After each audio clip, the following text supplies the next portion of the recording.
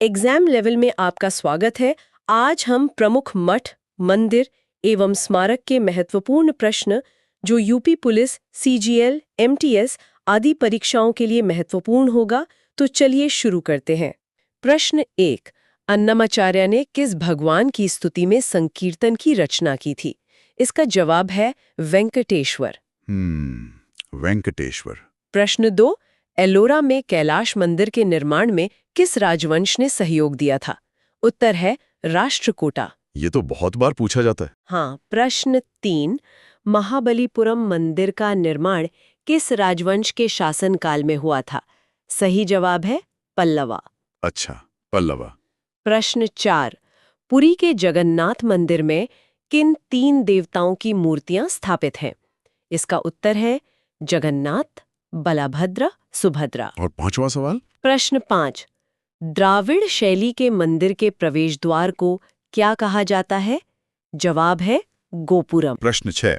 मंदिर का वो भाग जिसमें मंदिर के मुख्य देवी देवता विराजित होते हैं क्या कहलाता है? उत्तर है गर्भगृह। प्रश्न 7।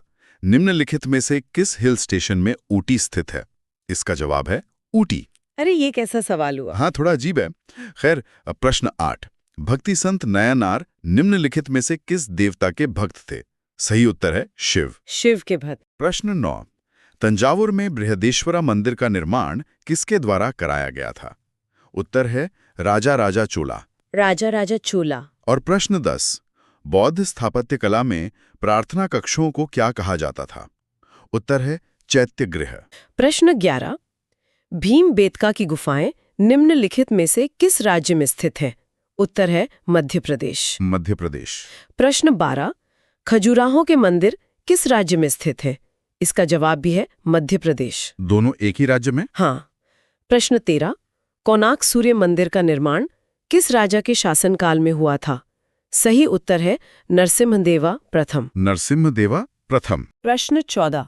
सांची का महान स्तूप किस राजा द्वारा बनवाया गया था? जवाब है अशोक। महान अशोक। प्रश्न 15। दिलवाड़ा के जैन मंदिर कहाँ स्थित है? उत्तर है माउंट आबू। मैं आगे पढ़ता हूँ। बिल्कुल। प्रश्न 16। हरमंदिर साहिब यानी स्वर्ण मंदिर पंजाब के किस शहर में स्थित है? उत्तर है अमृतसर। अमृतसर। प्रश्न 17। कामाख्या मंदिर किस राज्य में स्थित है? इसका जवाब है असम। असम। प्रश्न 18। होयसलेश्वरा मंदिर निम्नलिखित में से किस राज्य में स्थित है? सही उत्तर है कर्नाटक। ठीक है। प्रश्न 19। पद्मनाभा स्वामी मंदिर किस राज्य में स्थित है? जवाब है केरला। केरला में। प्रश्न 20।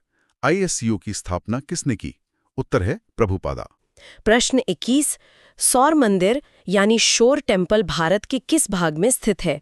इसका जवाब है महाबलीपुरम। प्रश्न 22। बिष्णुपुर जो टेराकोटा मंदिरों के लिए प्रसिद्ध है कहाँ स्थित है? उत्तर है पश्चिम बंगाल। प्रश्न 23। शोर मंदिर भारत के किस राज्य में स्थित है? सही जवाब है तमिलनाडु। प्रश्न 24। मदुरई के मीनाक्षी मंदिर में किस देवता की पूजा की जाती है? जवाब है शिव और पार्वती। प्रश्न 25। गोवर्धन मठ निम्नलिखित में से किस स्थान पर स्थित है? इसका उत्तर है पुरी। और अंत में प्रश्न 26।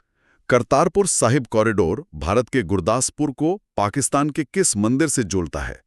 जवाब है दरबार साहिब। कमाल है, बिना किसी रुकावट के हमने पूरे 26 सवालों का सफर शानदार तरीके से पूरा कर लिया है। प्रश्न 27। अजंता की गुफाओं की पेंटिंग और मूर्तियां किससे संबंधित हैं? जातक की कहानियां। अच्छा, जातक की कहानियां। ये बहुत ही दिलचस्प है। मतलब जब अजंता की गुफाओं की बात होती है तो दिमाग में तुरंत उन अद्भुत कलाकृतियों की छवि बन जाती है। हाँ, और ये तथ्य स्पष्ट करता है कि वे चित्र केवल सजावट के लिए नहीं थे, वे जातक की कहानियों को एक तरह से दृश्य रूप में बयां कर रहे थे। उस दौर का कहानी सुनाने का ये एक बहुत प्रभावी माध्यम था। एकदम सही। अब अगले तथ्य पर आते हैं। प्रश्न 28। गुरु नानक साहिब की जन्मभूमि, जिसे फिलहाल ननकाना साहिब भी कहते हैं, को पहले क्या कहा जाता था? रायबोईदी तलवंडी। रायबोईदी तलवंडी। श्रोताओं के लिए ये जानना बहुत रोचक हो सकता है कि कैसे ऐतिहासिक स्थानों के नाम समय के साथ अपना स्वरूप बदलते हैं। बिल्कुल। जो पवित्र स्थान आज ननकाना साहिब के रूप में विश्व विख्यात है, उसका मूल ऐतिहासिक नाम यही था। हाँ, ये हमारी सांस्कृतिक विरासत का एक बहुत अहम हिस्सा है। इसी क्रम में आगे बढ़ते हैं। प्रश्न 29, अक्षरधाम मंदिर कहाँ स्थित है? नई दिल्ली। नई दिल्ली। ये अक्षरधाम मंदिर आधुनिक वास्तुकला का एक बहुत बड़ा केंद्र है। हाँ, और ये देखना अद्भुत है कि कैसे प्राचीन गुफाओं से लेकर आज के आधुनिक स्मारकों तक वास्तुकला का सफर लगातार जारी है। एकदम सही बात है। अब बौद्ध धर्म से जुड़े एक और महत्वपूर्ण स्थल की चर्चा करते हैं। प्रश्न 30, निम्नलिखित में से कौन सा धार्मिक स्थल धम्मेक स्तूप के लिए प्रसिद्ध है? सारनाथ। सारनाथ। धम्मेक स्तूप और सारनाथ, ये दोनों नाम तो इतिहास के पन्नों में बहुत गहरे जुड़े हुए हैं। बिल्कुल, ये तथ्य हमें सीधे प्राचीन भारत के उस कालखंड से जोड़ता है जब स्तूपों का निर्माण अपने चरम पर था। हाँ, और अब इस शुरुआती श्रृंखला का एक और महत्वपूर्ण प्रश्न देख लेते हैं। प्रश्न 31, महाबोधि मंदिर गया बिहार को यूनेस्को की विश्व धरोहर सूची में कब शामिल किया गया? 2002। 2002 में। यहाँ जो बात सबसे आकर्षक है वो ये है कि कैसे केवल इन 5 तथ्यों ने एक विस्तृत भौगोलिक और ऐतिहासिक नक्शा तैयार कर दिया है। वो कैसे? देखिए, अजंता की गुफाओं में जातक कहानियों से शुरुआत हुई, फिर हमने राय भोई दी तलवंडी यानी ननकाना साहिब का सफर देखा, उसके बाद नई दिल्ली का अक्षरधाम, सारनाथ का धम्मेक स्तूप और अंततः 2002 में बिहार के महाबोधि मंदिर को यूनेस्को की मान्यता। ये तो है। बिना किसी अतिरिक्त भटकाव के ये सीधे तौर पर हमारी आध्यात्मिक विविधता को दर्शाता है। बिल्कुल, ये वास्तव में एक अद्भुत वैचारिक यात्रा है। अब वास्तुकला के कुछ और दिलचस्प पहलुओं की ओर बढ़ते हैं, जहां स्तूप, गुंबज और मंदिरों की विविधता देखने को मिलेगी। तो प्रश्न 32, सांची का महान स्तूप किस राज्य में स्थित है? मध्य प्रदेश। मध्य प्रदेश।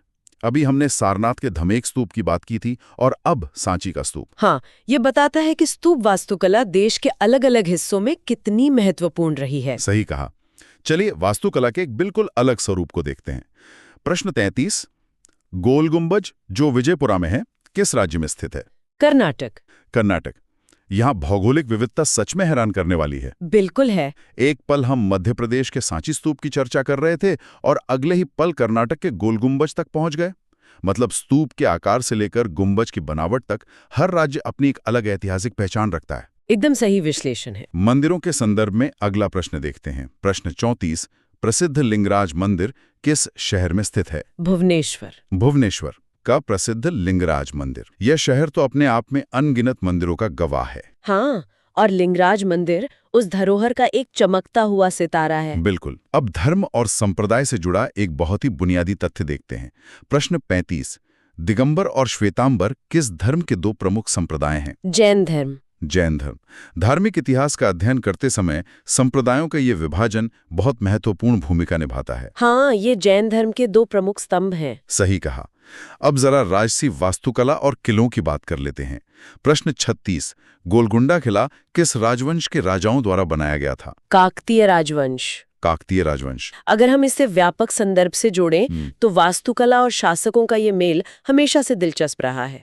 वो किस तरह से? देखिए, मध्य प्रदेश में सांची का स्तूप है, कर्नाटक में गोल गुंबज है, भुवनेश्वर में लिंगराज मंदिर खड़ा है और फिर काकतीय राजवंश द्वारा बनाया गया गोलकुंडा किला है। बिल्कुल। ये तथ्य सिर्फ कुछ नाम और स्थान नहीं है, ये दर्शाते हैं कि अलग-अलग राजवंशों और धार्मिक समूहों ने अपनी क्षेत्रीय कला को कैसे संरक्षित किया। यह एक बहुत ही शानदार दृष्टिकोण है। वास्तुकला केवल धार्मिक नहीं है बल्कि सामरिक और राजनीतिक शक्ति का भी प्रतीक रही है। एकदम सही। अब चर्चा को थोड़ा और आगे बढ़ाते हैं और स्मारक, संग्रहालय और उत्सवों पर ध्यान केंद्रित करते हैं। तो प्रश्न 37, सांची स्मारक किस धर्म की शिक्षा के लिए प्रसिद्ध है? बौद्ध धर्म। बौद्ध धर्म। ये तथ्य तो पिछले एक प्रश्न से बहुत खूबसूरती से जुड़ता है। हाँ, प्रश्न 32 से। बिल्कुल।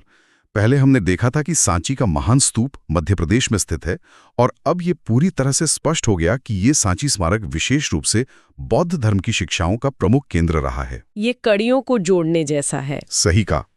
अब संग्रहालयों की दुनिया में चलते हैं। प्रश्न 38, सालाजार संग्रहालय निम्नलिखित में से किस शहर में स्थित है? हैदराबाद। हैदराबाद का सालाजार संग्रहालय। धरोहर को सहेजने के लिए संग्रहालयों का महत्व किसी भी ऐतिहासिक इमारत से कम नहीं होता। मैं भी यही सोच रहा था। अब प्राचीन भारत की गुफाओं की ओर लौटते हैं। प्रश्न 39, बराबर की गुफाएं किस राज्य में स्थित हैं? बिहार। बिहार में। यहाँ यह याद करना रोचक है कि इसी चर्चा में हमने बिहार के ही महाबोधि मंदिर का भी जिक्र किया था। हाँ, जिसे 2002 में यूनेस्को मान्यता मिली थी। बिहार का इतिहास सच में बहुत गहरा है। बिल्कुल है। अब वास्तुकला से थोड़ा हटकर सांस्कृतिक परंपरा की बात करते हैं। प्रश्न 40। माघी मासम एक उत्सव है जो मुख्य रूप से किस राज्य में मनाया जाता है? तमिलनाडु। अभी तक हमारी चर्चा में इमारतों और गुफाओं का जिक्र अधिक हो रहा था। हाँ, लेकिन ये तथ्य याद दिलाता है कि विरासत केवल पत्थरों में नहीं होती। बिल्कुल, वो सांस्कृतिक उत्सवों में भी जीवित रहती है। तमिलनाडु का ये माघी मासम उत्सव इस जीवित परंपरा का बहुत ही बेहतरीन उदाहरण है। एकदम सही। चलिए वापस वास्तुकला की ओर लौटते हैं। प्रश्न 41। लाड खान मंदिर जो ऐहोल में है, किस स्थान पर स्थित है? ऐहोल। ये तो खैर प्रश्न में ही समाहित था। लाड खान मंदिर का स्थान ऐहोल ही है। हाँ, और प्राचीन मंदिर वास्तुकला में इस स्थान का बहुत विशेष महत्व है। बिल्कुल। और अब एक और प्रसिद्ध निर्माण देखते हैं। प्रश्न 42। पंचरथ मंदिर, जिसे पांडव रथ भी कहते हैं, किस स्थान पर स्थित है? महाबलीपुरम। महाबलीपुरम। इस पूरे खंड को अगर एक साथ रख कर देखें तो एक बहुत ही स्पष्ट तस्वीर उभरती है। कैसी तस्वीर? एक तरफ सांची स्मारक है, जो मध्य प्रदेश में बौद्ध धर्म की शिक्षाओं का केंद्र रहा है। दूसरी तरफ तमिलनाडु का माघी मासम उत्सव है, जो संस्कृति को जीवंत रूप देता है। सही बात है। वहीं महाबलीपुरम का पंचरथ मंदिर और बिहार की बराबर की गुफाएं ये दर्शाती हैं कि प्राचीन काल से ही पूरे उपमहाद्वीप में कला, धर्म और उत्सव एक साथ कैसे विकसित हो रहे थे। यहाँ बात सच में दिलचस्प हो जाती है। जब इन सभी तथ्यों को एक साथ जोड़ा जाता है तो पूरे देश का एक सांस्कृतिक नक्शा अपने आप उभर कर सामने आ जाता है। बिल्कुल, एकदम स्पष्ट रूप से। अब हमारी इस सूची के अगले चरण की बारी है, जहां हम संप्रदायों, नदियों और वास्तुकला की विशिष्ट शैलियों की गहराई में जाएंगे। तो प्रश्न 43। सिक्किम का फोदोंग मठ किस संप्रदाय से संबंधित है? कग्यू संप्रदाय। कग्यू संप्रदाय। सिक्किम की भौगोलिक ऊंचाई पर स्थित फोदोंग मठ और उसका ये विशिष्ट संप्रदाय बहुत ही अनूठी विरासत है। हाँ, अब उत्तर पूर्व से सीधे दक्षिण की ओर चलते हैं। प्रश्न 44। विरूपाक्ष मंदिर जो हम्पी में है, किस नदी के किनारे स्थित है? तुंगभद्रा नदी। तुंगभद्रा नदी। श्रोताओं के लिए ये ध्यान देने वाली बात है कि नदियां हमेशा से महान वास्तुकला और मानव सभ्यताओं का केंद्र रही हैं। एकदम सही। हम्पी का यह अद्वितीय मंदिर इसी नदी के तट पर है। और इसी से जुड़ा हमारा अगला तथ्य इस चित्र को और भी स्पष्ट कर देता है। प्रश्न 45। विरूपाक्ष मंदिर किस भगवान को समर्पित है? भगवान शिव। यानी तुंगभद्रा नदी के किनारे बसा हम्पी का ये विरूपाक्ष मंदिर भगवान शिव को समर्पित है। भूगोल और आस्था का ये संगम बहुत अद्भुत है। हाँ, नदियां और आस्था हमेशा से साथ साथ चली हैं। बिल्कुल। अब वास्तुकला की एक बहुत ही विशेष शैली पर आते हैं। प्रश्न 46। मुक्तेश्वर मंदिर जो ओडिशा में है, उसकी वास्तुकला किस शैली की है? कलिंग शैली। कलिंग शैली। यहाँ एक बात गौर करने वाली है। जी बताइए। प्रश्न 34 में हमने जाना था कि प्रसिद्ध लिंगराज मंदिर भुवनेश्वर में स्थित है, और अब इस तथ्य से ये समझ आता है कि ओडिशा का ये मुक्तेश्वर मंदिर कलिंग वास्तुकला शैली का उत्कृष्ट उदाहरण है। बिल्कुल। इन दोनों तथ्यों को मिलाकर देखने पर स्पष्ट होता है कि पूरे क्षेत्र की अपनी एक विशिष्ट पहचान है। यह केवल एक शैली का नाम नहीं है। हाँ, ये दर्शाता है कि कलिंग वास्तुकला ने ओडिशा के मंदिरों को एक खास स्वरूप दिया है। यह उस क्षेत्र के कारीगरों की पीढ़ियों का संचित ज्ञान है जो पत्थरों पर उकेरा गया है। एकदम सटीक विश्लेषण है। अब दक्षिण भारत के एक और प्रमुख धार्मिक स्थल की ओर बढ़ते हैं। प्रश्न 47। सबरीमाला मंदिर भारत के किस राज्य में स्थित है? केरल। केरल। सिक्किम के फूदोंग मठ से लेकर केरल के सबरीमाला तक इस चर्चा का भौगोलिक दायरा सच में बहुत विशाल हो चुका है। हाँ, उत्तर से लेकर दक्षिण तक सब कुछ कवर हो रहा है। बिल्कुल। अब खजुराहो की ओर रुख करते हैं। प्रश्न 48। कंदरिया महादेव मंदिर जो खजुराहो में है, उसका निर्माण किसने कराया था? धंगदेव, जो चंदेल राजवंश से थे। चंदेल राजवंश के धंगदेव। वास्तुकला के पीछे के संरक्षकों को जानना बहुत जरूरी है। चंदेल राजवंश के शासक धंगदेव का नाम खजुराहो के इस भव्य कंदरिया महादेव मंदिर के साथ हमेशा के लिए जुड़ गया है। हाँ, बिल्कुल जुड़ गया है। ये स्पष्ट करता है कि कैसे राजवंशों ने अपनी शक्ति और आस्था को दर्शाने के लिए इन विशाल संरचनाओं का निर्माण करवाया। ये बहुत ही शानदार नजरिया है। अब हम आज की इस गहन चर्चा के अंतिम चरण पर पहुंच गए हैं, जहां हम कुछ आखिरी और बेहद महत्वपूर्ण तथ्यों को जोड़ेंगे। हाँ, खंडरों, मस्जिदों और चोल वास्तुकला के तथ्य। तो प्रश्न 49। प्रसिद्ध हम्पी के खंडहर किस राज्य में स्थित हैं? कर्नाटक। कर्नाटक। अभी कुछ देर पहले ही प्रश्न 44 और 45 में बात हुई थी कि विरूपाक्ष मंदिर तुंगभद्रा नदी के किनारे है और भगवान शिव को समर्पित है, जो कि हम्पी में है। हाँ, और अब ये 49वां तथ्य इस पहेली को पूरा कर देता है कि प्रसिद्ध हम्पी के वे खंडहर वास्तव में कर्नाटक राज्य में स्थित है। बिल्कुल। जो कभी एक विशाल साम्राज्य था, आज उसके खंडहर उस दौर की महानता की गवाही दे रहे हैं। आगे बढ़ते हैं जी। प्रश्न 50। अटाला मस्जिद जो जौनपुर में है, उसका निर्माण किस शासक ने कराया था? इब्राहिम शाह। जौनपुर के अटाला मस्जिद के निर्माणकर्ता इब्राहिम शाह। ये तथ्य भारत में वास्तुकला की उस विविधता का एक और उदाहरण है जहां अलग-अलग शासकों ने अपनी पहचान छोड़ी है। एकदम सही। अब दक्षिण भारत के एक अत्यंत शक्तिशाली राजवंश की बात करते हैं। प्रश्न 51। राजराजा चोल प्रथम ने किस प्रसिद्ध मंदिर का निर्माण कराया था? बृहदेश्वर मंदिर। बृहदेश्वर मंदिर। राजराजा चोल प्रथम और उनका बनवाया हुआ ये विशाल मंदिर चोल वास्तुकला का एक बहुत बड़ा और गौरवशाली प्रतीक है। बिल्कुल। और अब हमारी इस लंबी और सटीक सूची का अंतिम प्रश्न। प्रश्न 52। एलिफेंटा की गुफाएं मुख्य रूप से किस देवता को समर्पित हैं? भगवान शिव। भगवान शिव। प्रश्न 53। मंदिर वास्तुकला में मदर शब्द का उपयोग मंदिर के किस भाग के लिए किया जाता है? और इसका सीधा उत्तर है आधार। ये वास्तुकला के दृष्टिकोण से बहुत ही महत्वपूर्ण शब्द है। मतलब मदर या आधार किसी भी संरचना का वो हिस्सा है जो दिखाई कम देता है लेकिन पूरी इमारत का भार उठाता है।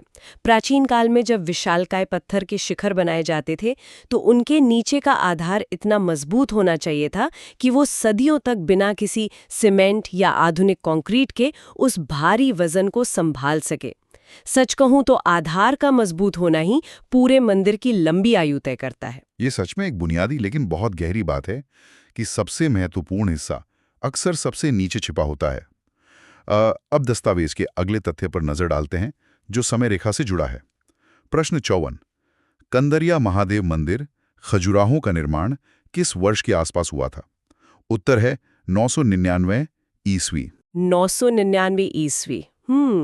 ये समय रेखा अपने आप में एक अजूबा है। हम पहली सहस्त्राब्दी के अंत की बात कर रहे हैं।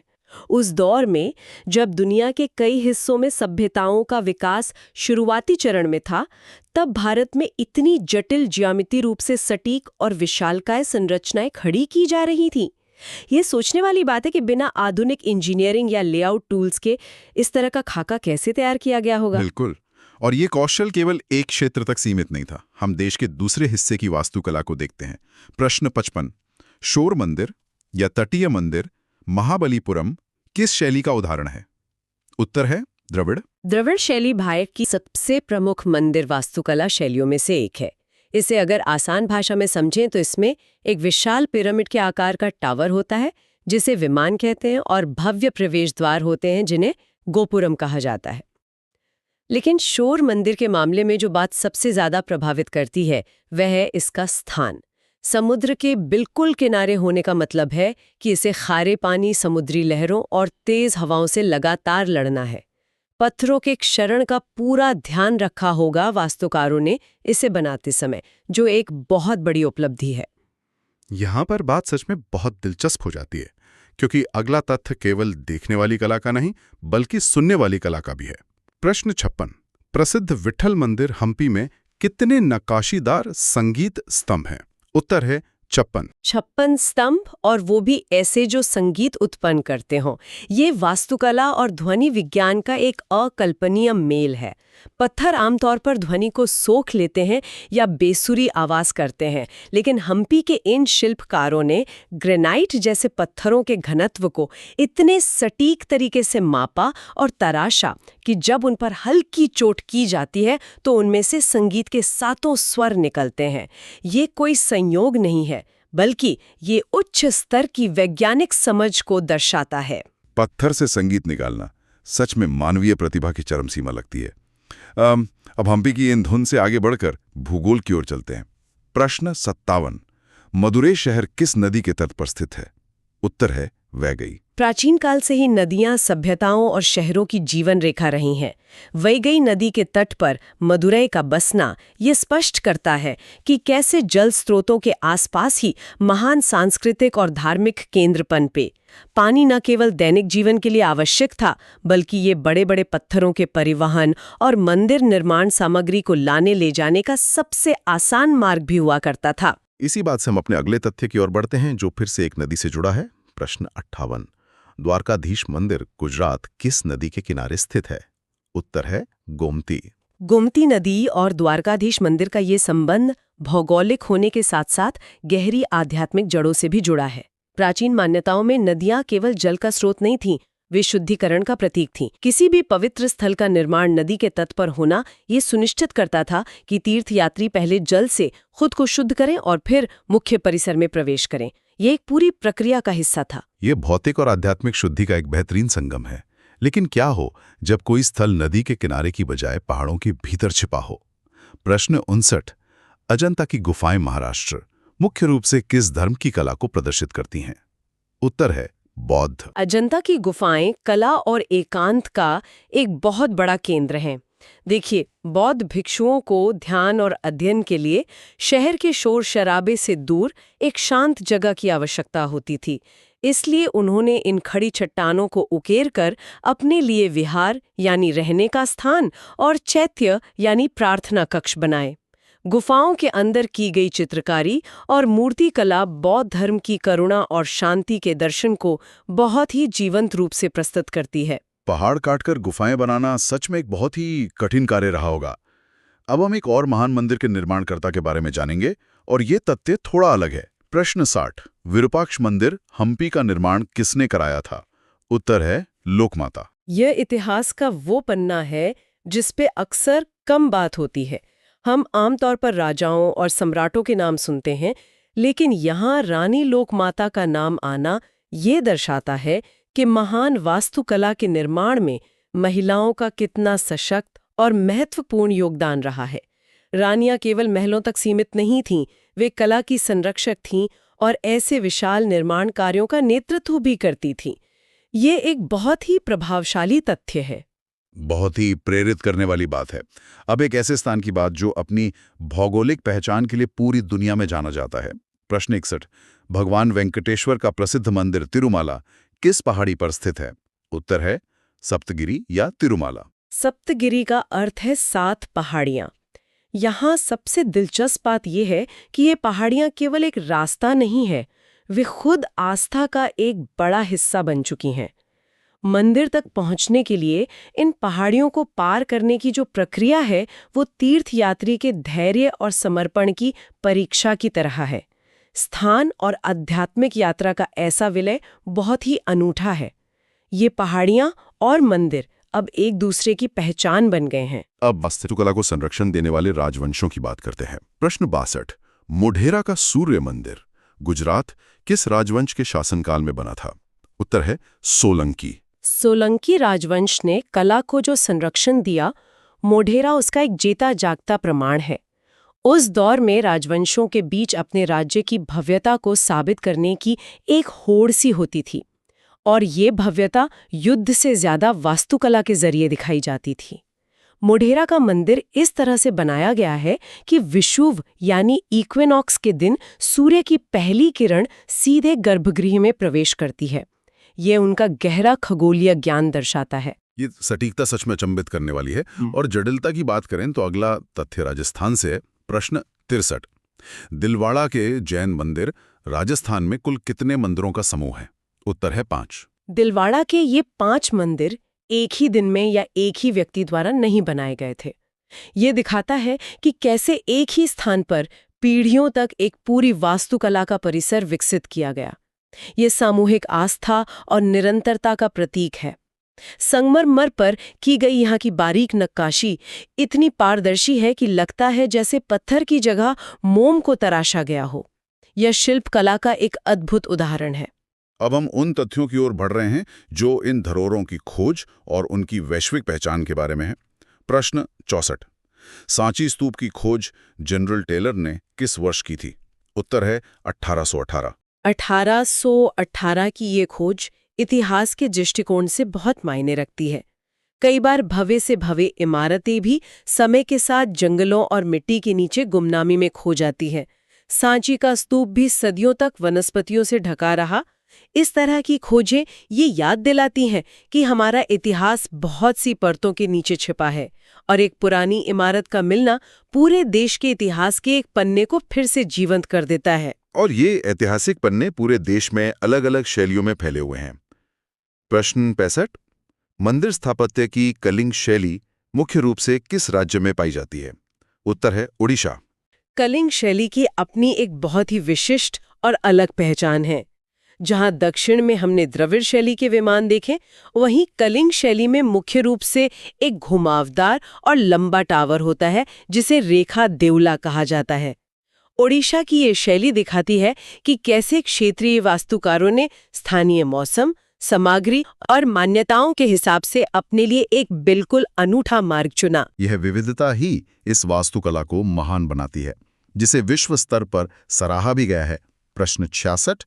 खजुराहो मंदिर समूह को यूनेस्को द्वारा कब विश्व धरोहर घोषित किया गया?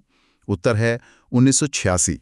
1986 में यूनेस्को द्वारा दी गई यह मान्यता केवल खजुराहो के लिए एक सम्मान नहीं था, बल्कि एक बहुत बड़ा कदम था। विश्व धरोहर घोषित होने का मतलब है कि यह स्थान अब केवल किसी एक देश का नहीं, बल्कि पूरी मानवता की अमूल्य संपत्ति बन गया है। इससे संरक्षण के लिए अंतर्राष्ट्रीय स्तर पर तकनीकी और वित्तीय मदद के रास्ते खुल जाते हैं, जो इन सदियों पुरानी इमारतों को बचाए रखने के लिए बहुत जरूरी है। अब हम वापस हम्पी की ओर मुड़ते हैं। प्रश्न 67। विरूपाक्ष मंदिर हम्पी किस मंदिर परिसर का एक हिस्सा है? उत्तर है हम्पी समूह। जैसा कि हमने प्रश्न 60 में विरूपाक्ष के निर्माण की बात की थी, ये तथ्य स्पष्ट करता है कि वो कोई अकेली संरचना नहीं है। हम्पी समूह के हिस्से के रूप में ये एक पूरी शहर के नियोजन को दर्शाता है। प्राचीन काल में इमारतें यूं ही कहीं भी नहीं बना दी जाती थीं। बाजार, पानी की टंकियां, सड़कें और मंदिर सब कुछ एक मास्टर प्लान के तहत बसाया जाता था। ये एक बहुत ही व्यवस्थित सोच का परिणाम है। ये नियोजन कई बार बाहर से आने वालों को बहुत हैरान करता था। प्रश्न 68। कोणार्क के सूर्य मंदिर को यूरोपीय नाविकों द्वारा क्या कहा जाता था? उत्तर है ब्लैक पैगोडा। यह इतिहास का एक बहुत ही दिलचस्प पहलू है। जब यूरोपीय नाविक समुद्र के रास्ते व्यापार करने आते थे, तो उनके पास आज के नेविगेशन उपकरण नहीं होते थे। बंगाल की खाड़ी के तट पर स्थित ये विशाल मंदिर, जिसके पत्थर समय के साथ गहरे रंग के हो गए थे, उनके लिए दिशा पहचानने का एक लैंडमार्क बन गया। इसके विशाल आकार और गहरे रंग के कारण उन्होंने इसे ब्लैक पैगोडा का नाम दे दिया। यह दिखाता है कि एक ही इमारत को अलग-अलग संस्कृतियां कैसे अपने व्यवहारिक नजरिए से देखती हैं। ये नजरिया बहुत ही व्यवहारिक था। अब वापस सांची स्तूप की कला पर आते हैं। प्रश्न 69। सांची स्तूप के प्रवेश द्वारों या तोरणों पर किसकी नक्काशी की गई है? उत्तर है जातक कथाएं। जातक कथाएं मूल रूप से बुद्ध के पूर्व जन्मों की कहानियां हैं। उस समय जब समाज का एक बड़ा हिस्सा साक्षर नहीं था, तब पत्थरों पर उकेरी गई ये कथाएं एक तरह से दृश्य किताबों का काम करती थीं। प्रवेश द्वार या तोरण पर इन्हें उकेरने का उद्देश्य ये था कि जो भी स्तूप के अंदर प्रवेश करे, वह पहले इन कहानियों के माध्यम से करुणा, त्याग और नैतिकता का पाठ पढ़े। ये संचार का बहुत ही शक्तिशाली माध्यम था। पत्थरों के माध्यम से शिक्षा सच में अद्भुत है। अब हम कुछ और निर्माणकर्ताओं और सामग्रियों पर चर्चा करेंगे। प्रश्न 70। दक्षिणेश्वर काली मंदिर कोलकाता का निर्माण किसने करवाया था? उत्तर है रानी रासमणी। फिर से एक बहुत ही सशक्त महिला का उल्लेख। रानी रासमणी द्वारा दक्षिणेश्वर काली मंदिर का निर्माण ऐतिहासिक रूप से बहुत महत्वपूर्ण है, क्योंकि उन्होंने तत्कालीन समाज के कई रूढ़िवादी नियमों को चुनौती दी थी। यह इस बात का प्रतीक है कि आस्था के केंद्र स्थापित करने में समाज के हर वर्ग का योगदान रहा है और महान कार्य किसी विशेष सामाजिक पृष्ठभूमि के मोहताज नहीं होते। आस्था के ऐसे ही एक और दुर्गम केंद्र की बात करते हैं। प्रश्न 71। भगवान अयप्पा का प्रसिद्ध मंदिर सबरीमाला किस राज्य में स्थित है? उत्तर है केरल। केरल के घने जंगलों और दुर्गम पहाड़ियों के बीच स्थित सबरीमाला मंदिर भूगोल और धर्म के गहरे संबंध को दर्शाता है। यहाँ मंदिर का स्थान ही अपने आप में एक संदेश है। कठिन रास्तों, घने जंगलों और पहाड़ों को पार करके मंदिर तक पहुंचना मनुष्य के अहंकार को तोड़ने और प्रकृति के प्रति पूर्ण समर्पण का प्रतीक है। अब एक बार फिर मध्य प्रदेश लौटते हैं, जिसके निर्माण वर्ष की हमने शुरुआत में चर्चा की थी। प्रश्न 72। कंदरिया महादेव मंदिर मध्य प्रदेश किस भगवान को समर्पित है? उत्तर है शिव। प्रश्न 54 में हमने देखा था कि ये 999 ईस्वी में बना था। भगवान शिव को समर्पित इस मंदिर की बनावट बहुत कुछ एक पर्वत जैसी है, जो कैलाश पर्वत का प्रतीक है। इसकी ऊंचाई और इसके शिखर की भव्यता मानव को भौतिक रूप से ईश्वर की विशालता का अनुभव कराने का एक बेहतरीन वास्तुशिल्पीय प्रयास है। विशालता की बात हो और चट्टानों को काटकर बनाई गई गुफाओं का जिक्र ना हो, ऐसा कैसे हो सकता है? प्रश्न 73। एलिफेंटा की प्रसिद्ध गुफाओं की कुल संख्या कितनी है? उत्तर है 7। समुद्र के बीच एक द्वीप पर मौजूद इन 7 गुफाओं का समूह शिल्पकारों की असीम मेहनत का गवाह है। किसी इमारत को ईंट दर ईंट जोड़कर बनाना अलग बात है, लेकिन एक पूरी चट्टान को ऊपर से नीचे की ओर काटकर बिना कोई गलती किए गुफाओं और मूर्तियों का रूप देना, ये रिवर्स इंजीनियरिंग का एक ऐसा नमूना है जिसमें गलती सुधारने की कोई गुंजाइश नहीं होती। एक गलत हथौड़ा और पूरी मूर्ति खराब हो सकती थी। ये सोचकर ही रोंगटे खड़े हो जाते हैं। और पत्थरों को तराशने की बात पर दस्तावेज का अगला तथ्य सच में अचंभित करता है। प्रश्न 74। बृहदेश्वर मंदिर तंजावुर की मुख्य सामग्री क्या है? उत्तर है ग्रेनाइट। ये पूरे दस्तावेज का शायद सबसे चौंकाने वाला तथ्य है। ग्रेनाइट दुनिया के सबसे कठोर पत्थरों में से एक है। आज इसे काटने के लिए हीरे की नोक वाली आधुनिक मशीनों की जरूरत होती है। उस समय बिना इन उपकरणों के हजारों टन ग्रेनाइट को काटना, उसे तराशना और फिर मंदिर के 200 फीट ऊंचे शिखर तक ले जाना, ये सिविल इंजीनियरिंग का एक ऐसा चमत्कार है जो आज के दौर के बड़े बड़े विशेषज्ञों को भी हैरत में डाल देता है। सच में ये किसी जादू से कम नहीं लगता है। अब समय में थोड़ा आगे बढ़ते हैं। प्रश्न 75। कोणार्क मंदिर का निर्माण किस शताब्दी में हुआ था? उत्तर है 13वीं शताब्दी वो दौर था जब भारतीय मंदिर वास्तुकला अपनी रचनात्मकता के चरम पर पहुंच चुकी थी। कोणार्क का सूर्य मंदिर कोई साधारण इमारत नहीं है। इसे सूर्य देव के एक विशालकाय रथ के रूप में डिजाइन किया गया है, जिसमें पत्थर के 24 पहिए और 7 घोड़े उकेरे गए हैं। यह उस युग की तकनीकी कुशलता का निर्विवाद शिखर माना जा सकता है। अब हम अपनी इस प्रश्नोत्तरी के अंतिम पड़ाव पर पहुंच गए हैं, जहां हम इन स्थानों से जुड़े कुछ अमूर्त पहलुओं को भी देखेंगे। प्रश्न 76। अन्मयाचार्य, जिन्होंने संकीर्तन की रचना की, किस भगवान के भक्त थे? उत्तर है वेंकटेश्वर। वास्तुकला केवल पत्थर नहीं होती, वह अपने आसपास एक पूरी संस्कृति को जन्म देती है। भगवान वेंकटेश्वर के मंदिर, जिसकी चर्चा हमने प्रश्न 61 में सप्तगिरी के रूप में की थी, उसने न केवल शिल्पकारों को प्रेरित किया, बल्कि अन्मयाचार्य जैसे भक्तों को भी प्रेरित किया। उनके द्वारा रचे गए संकीर्तन आज भी उन मंदिरों में गूंजते हैं। यह भौतिक धरोहर और संगीत जैसी अमूर्त धरोहर के आपस में जुड़ने का सबसे सुंदर उदाहरण है। तो इन सब का क्या मतलब है? आइए इसे अगले तथ्य से जोड़कर पूरी तस्वीर को देखते हैं। प्रश्न 77। कोणार्क सूर्य मंदिर किस भारतीय राज्य के तट पर स्थित है? उत्तर है ओडिशा। अब अगर हम सारे बिंदुओं को जोड़ें तो प्रश्न 65 में हमने उड़ीसा की कलिंग शैली की बात की थी। प्रश्न 75 में इसके 13वीं शताब्दी में बनने की बात हुई और प्रश्न 68 में हमने देखा कि इसे नाविक ब्लैक पगोड़ा कहते थे। इसका उड़ीसा के तट पर स्थित होना ही वह मुख्य कारण है जिससे यूरोपियन नाविकों का इससे समुद्र के रास्ते सामना हुआ। जब हम तथ्यों को इस तरह जोड़ते हैं तो इतिहास एक कहानी की तरह सामने आता है। बिल्कुल, यही इस गहन चर्चा का असली मजा है।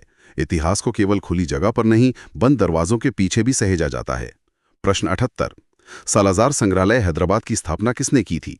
उत्तर है सालाजंग तृतीय। संग्रहालय इतिहास के टाइम कैप्सूल होते हैं। सालाजंग तृतीय का ये व्यक्तिगत प्रयास इस बात का उदाहरण है कि कलाकृतियों और इतिहास के बिखरे हुए पन्नों को एक जगह इकट्ठा करके आने वाली पीढ़ियों के लिए सुरक्षित रखना कितना महत्वपूर्ण है। यह हमें सिखाता है कि धरोहरों का संरक्षण हम सबकी साझी जिम्मेदारी है। और अब दस्तावेज का अंतिम तथ्य। प्रश्न 79। सांची स्तूप में रखे अवशेषों को क्या कहा जाता है? उत्तर है धातु अवशेष यानी रेलिक्स। धातु अवशेष का मतलब है उन महान गुरुओं या बुद्ध से जुड़ी पवित्र वस्तुएं। आसान भाषा में समझें तो सांची स्तूप का वो पूरा विशाल गुंबद वास्तव में एक बहुत बड़ी और भव्य तिजोरी की तरह है, जिसे केवल इन पवित्र वस्तुओं को सुरक्षित रखने और उनके प्रति सम्मान प्रकट करने के लिए बनाया गया था। प्रश्न 80। हरमंदिर साहिब यानी स्वर्ण मंदिर की नींव रखने वाले सूफी संत कौन थे? मियां मीर। 16वीं शताब्दी के उस भू-राजनीतिक परिदृश्य में देखें तो एक प्रमुख सिख धर्मस्थल की नींव लाहौर के एक सूफी संत द्वारा रखा जाना केवल सांकेतिक नहीं था। मतलब ये उस समय के सामाजिक ताने-बाने और समावेशी वास्तुकला की एक बहुत ही रणनीतिक शुरुआत थी। और ये समावेशिता वास्तुकला के मूल ढांचे में दिखती भी है। बिल्कुल दिखती है। हरिमंदिर साहिब के 4 प्रवेश द्वार हैं, जो पारंपरिक मंदिरों के विपरीत चारों दिशाओं और सभी वर्गों के लिए खुले होने का संरचनात्मक प्रमाण देते हैं।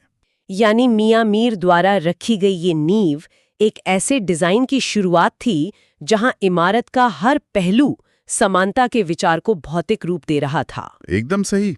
इस वैचारिक और भौतिक निर्माण से आगे बढ़ते हुए अगर हम इसी कालखंड में तटीय भारत की ओर देखें तो वहां पत्थरों से एक अलग ही इतिहास गढ़ा जा रहा था। इसी से जुड़ा है हमारा अगला सवाल। प्रश्न 81। महाबलीपुरम के तटीय मंदिर या शो टेम्पल को यूनेस्को की सूची में कब शामिल किया गया? 1984।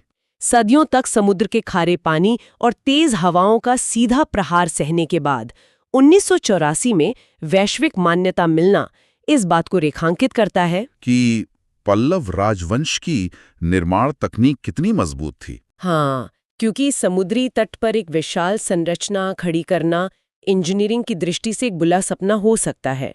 यहाँ जो सबसे दिलचस्प बात है वो ये कि पल्लव इंजीनियर्स को खारे पानी के क्षरण या कोरोजन का गहरा ज्ञान था। उन्होंने मंदिर के लिए ग्रेनाइट का उपयोग किया और समुद्री लहरों के सीरे प्रभाव को कम करने के लिए ब्रेक वाटर जैसी संरचनात्मक तकनीक का सहारा भी लिया। सही। 1984 का ये यूनेस्को टैग केवल कला की नहीं बल्कि सदियों तक टिके रहने वाले उस प्राचीन इंजीनियरिंग विज्ञान की भी मान्यता है। तो इंजीनियरिंग के इसी क्रमिक विकास को हम पूर्वी तट पर भी देख सकते हैं।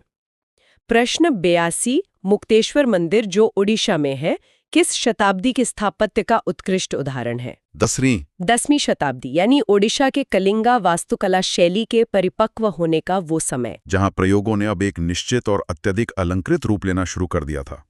बिना आधुनिक ड्राफ्टिंग टूल्स के इसकी ज्यामितीय सटीकता आज भी अचूक है। इस मंदिर की सबसे बड़ी वास्तुशिल्प उपलब्धि इसका तोरण या प्रवेश द्वार है ना? बिल्कुल। 10वीं शताब्दी के कारीगरों ने इस तोरण को इतने सटीक अनुपात में उकेरा कि एक भारी पत्थर की संरचना होने के बावजूद हवा में तैरता हुआ सा प्रतीत होता है। ये कलिंगा शैली में भारीपन से सूक्ष्मता की ओर एक महत्वपूर्ण तकनीकी छलांग थी। एकदम। प्राचीन काल की इस सूक्ष्मता को आज के दौर में कैसे लागू किया जाता है, ये हमारा अगला विषय है। प्रश्न 83। अक्षरधाम मंदिर जो दिल्ली में है उसका उद्घाटन किस वर्ष किया गया था? 2005। 21वीं सदी की शुरुआत में 2005 के दौरान इतनी विशाल पारंपरिक संरचना का खड़ा होना हमें बताता है कि प्राचीन वास्तुकला तकनीकें केवल इतिहास नहीं है, उन्हें आज भी आधुनिक पैमाने पर लागू किया जा सकता है। यहाँ जो सबसे दिलचस्प बात है वो है आधुनिक लॉजिस्टिक्स और परंपरागत ज्ञान का तालमेल। 2005 में इस मंदिर के निर्माण के दौरान प्राचीन सोमपुरा कारीगर संघों की कला को पुनर्जीवित किया गया था। हाँ, आधुनिक लोड बेरिंग कैलकुलेशंस के साथ प्राचीन वस्तुशास्त्र के नियमों का ये एक ऐसा संगम है जहां बिना लोहे या स्टील का उपयोग किए इतनी बड़ी संरचना खड़ी की गई। निर्माण सामग्री के इसी चयन के साथ हम उस दौर में चलते हैं जहां पत्थरों का उपयोग एक नई दिशा ले रहा था। प्रश्न 84। धमेक स्तूप जो सारनाथ में है का निर्माण किस शासक के काल में शुरू हुआ? अशोक। सम्राट अशोक का काल वास्तुकला के इतिहास में लकड़ी के उपयोग से निकलकर स्थायी ईंट और पत्थर की चिनाई या मेसनरी की ओर जाने का एक बहुत बड़ा ट्रांजिशन माना जाता है। धामेक स्तूप इसका सबसे ठोस प्रमाण है। ये कोई साधारण ढांचा नहीं है बल्कि पकी हुई ईंटों और पत्थरों का एक विशाल सिलिंड्रिकल ब्लॉक है। अशोक के काल में इस तकनीक का उद्देश्य क्या रहा होगा? एक ऐसे स्थान को सहस्त्राब्दियों तक सुरक्षित रखना जहां बुद्ध ने अपना पहला उपदेश दिया था। ये वास्तुकला के माध्यम से सूचना को स्थायी बनाने का पहला बड़ा प्रयास था। स्थानों की महत्ता से भूगोल और वास्तुकला का संबंध स्पष्ट होता है। प्रश्न 85, कामाख्या मंदिर में मनाया जाने वाला प्रसिद्ध मेला कौन सा है? अंबुबाची मेला। एक पहाड़ी की विशिष्ट स्थलाकृति, मेरा मतलब टोपोग्राफी से है, और एक ऐसे मंदिर का डिजाइन जो साल के एक खास समय में लाखों लोगों की भारी भीड़ को संभाल सके। ये अंबुबाची मेला वास्तुकला और डेमोग्राफिक्स के आपसी संबंध का बहुत बड़ा उदाहरण है। ये दर्शाता है कि मंदिर परिसर केवल धार्मिक स्थान नहीं थे, बल्कि एक सुनियोजित सामाजिक आर्थिक केंद्र के रूप में डिजाइन किए गए थे। जब किसी स्थान पर अंबुबाची जैसे बड़े वार्षिक आयोजन होते हैं तो वहां की सीढ़ियां, प्रांगण और जल निकासी प्रणाली उस अत्यधिक दबाव को सहने के लिए तकनीकी रूप से पहले से तैयार की जाती हैं। एक जीवित वास्तुकला या लिविंग आर्किटेक्चर का मॉडल। बिल्कुल। इसी जीवित वास्तुकला में कई बार नए शासकों द्वारा नए आयाम जोड़े जाते हैं। प्रश्न 86, स्वर्ण मंदिर के गर्भगृह को सोने से सजाने का श्रेय किसे जाता है? महाराजा रणजीत सिंह। जिस गर्भगृह की नींव मियां मीर ने रखी थी, उसे बाद में स्वर्ण मंडित करना केवल धार्मिक आस्था नहीं थी। नहीं, ये 19वीं सदी की शुरुआत में महाराजा रणजीत सिंह के विशाल साम्राज्य की आर्थिक समृद्धि और मेटलर्जी में उनकी पहुंच को दर्शाता है। वास्तुकला में सोने का उपयोग एक बहुत ही जटिल प्रक्रिया होती है। यहाँ तांबे के आधार का उपयोग करके उस पर सोने के पत्र चढ़ाए गए। और इसके पीछे एक विजुअल साइकोलॉजी भी थी। सरोवर के पानी पर सोने का जो अक्स पड़ता है वो इमारत के आध्यात्मिक और शाही प्रभाव को कई गुना बढ़ा देता है। ये संसाधन और कला का उत्कृष्ट संयोजन है। संसाधनों के इसी प्रभाव से हम प्राचीन व्यापार मार्गों और स्थलाकृति की ओर मुड़ते हैं। प्रश्न 87, सांची स्तूप के पास स्थित पहाड़ी का प्राचीन नाम क्या था? विदिसागरी। स्तूपों के निर्माण के लिए ऊंचे स्थानों या पहाड़ियों का चयन केवल दृश्यता के लिए नहीं था। विदिसागरी का नाम सीधे तौर पर तत्कालीन समृद्ध व्यापारिक शहर विदिशा से जुड़ा है, जहां के व्यापारियों ने इसके निर्माण के लिए भारी धन दिया था। यह स्पष्ट रूप से भूगोल, वास्तुकला और अर्थशास्त्र के गठजोड़ को दिखाता है। वेदिसागरी तो इसलिए चुना गया क्योंकि ये प्रमुख व्यापारिक मार्गों के करीब था। सही, और व्यापारियों ने अपने मुनाफे का एक हिस्सा इस निर्माण में लगाया, जो ये सिद्ध करता है कि प्राचीन काल में भी बड़े इंफ्रास्ट्रक्चर का फाइनेंसिंग निजी क्षेत्र की भागीदारी से होता था। बड़े बुनियादी ढांचों के साथ एक गहरी वैज्ञानिक समझ भी जुड़ी थी। प्रश्न 88, गोल गुंबज में स्थित कनफूसी गैलरी या विस्परिंग गैलरी की क्या विशेषता है? ध्वनि का प्रतिध्वनित होना। इस गैलरी में अकूस्टिक्स और ज्यामिति का जो स्तर है वो सच में आधुनिक भौतिकविदों को भी सोचने पर मजबूर कर देता है। बिना किसी इलेक्ट्रॉनिक उपकरण के ध्वनि तरंगों का एक छोर से दूसरे छोर तक बिना अपनी फ्रीक्वेंसी खोए पहुंचना विशुद्ध गणित है। इसके पीछे गुंबद के अंदर कटने वाले मेहराबों का एक विशेष संरचनात्मक ढांचा है। उस समय के इंजीनियर ने रिफ्लेक्शन ऑफ साउंड के सिद्धांतों को इतनी सटीकता से समझा कि गुंबद की गोलाई ध्वनि तरंगों को अवशोषित करने के बजाय सतह के साथ साथ आगे धकेलती है। ये पत्थरों में कैद किया गया भौतिक विज्ञान है। पत्थरों के साथ प्रयोग का चरम रूप हम पश्चिमी भारत में भी देखते हैं। प्रश्न 89, दिलवारा जैन मंदिर किस धर्म के तीर्थंकरों को समर्पित है? जैन। माउंट आबू की ऊंचाई तक इतने भारी संगमरमर को पहुंचाना और फिर उसे इतनी बारीकी से उकेरना कि पत्थर लगभग पारदर्शी लगने लगे। ये जैन वास्तुकला में सामग्री की फिजिकल लिमिट्स को पार करने का एक असाधारण प्रयास है। यहाँ जो तकनीक इस्तेमाल हुई वो छेनी से पत्थर तोड़ने की नहीं, बल्कि पत्थर को खुरचकर बारीक करने की थी। गुंबदों और छतों पर जो जालियां बनी हैं वो इतनी महीन है कि किसी धातु के आभूषण जैसी प्रतीत होती हैं। ये कारीगर का सीम धैर्य और संगमरमर की टेंसाइल स्ट्रेंथ की गहरी समझ को दर्शाता है। जहां एक ओर निर्जीव पत्थर को जीवन दिया गया, वहीं दूसरी ओर साक्षात जीवन को ही वास्तुकला का केंद्र बनाया गया। हाँ। प्रश्न 90, महाबोधि मंदिर समूह का मुख्य वृक्ष कौन सा है? बोधि वृक्ष या पीपल। किसी भी विशाल संरचना को एक जीवित बढ़ते हुए पेड़ की रूट सिस्टम के आसपास खड़ा करना स्ट्रक्चरल स्टेबिलिटी के लिए बड़ा खतरा हो सकता है। लेकिन महाबोधि मंदिर समूह का डिजाइन इस ऑर्गेनिक केंद्र के साथ पूर्ण संतुलन में है। ये एक बहुत ही जटिल इंजीनियरिंग चुनौती है। बिल्कुल।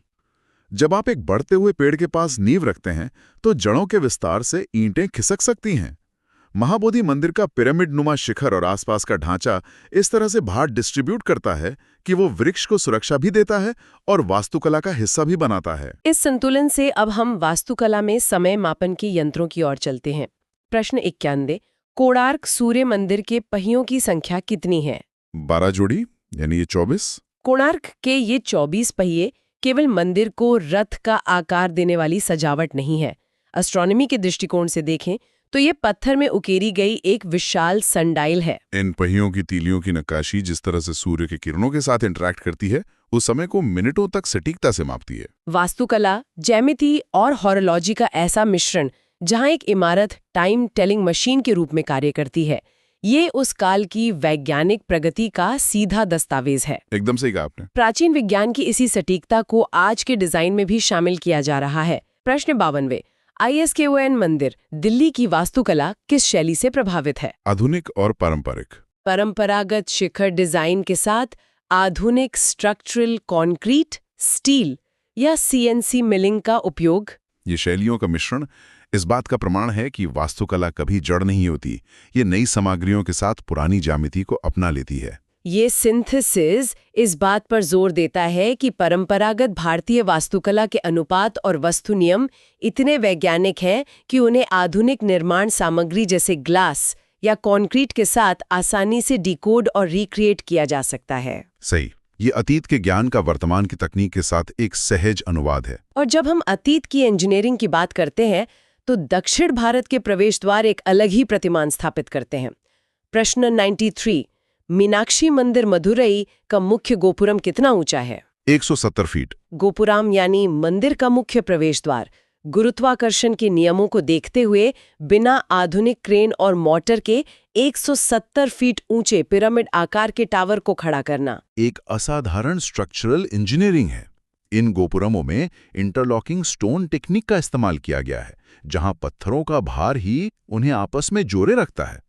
इसके अलावा गोपुरम पर उकेरी गई हजारों आकृतियां केवल सजावटी नहीं है, वो एक विजुअल स्टोरी टेलिंग का काम करती थीं, जो शहर के किसी भी कोने से देखी जा सकती थी, और ये एक शक्तिशाली अर्बन डिजाइन का हिस्सा था। सामग्री और भूगोल का ये तालमेल हम देश के पूर्वी हिस्से में भी देखते हैं, जहां भारी पत्थर आसानी से उपलब्ध नहीं थे।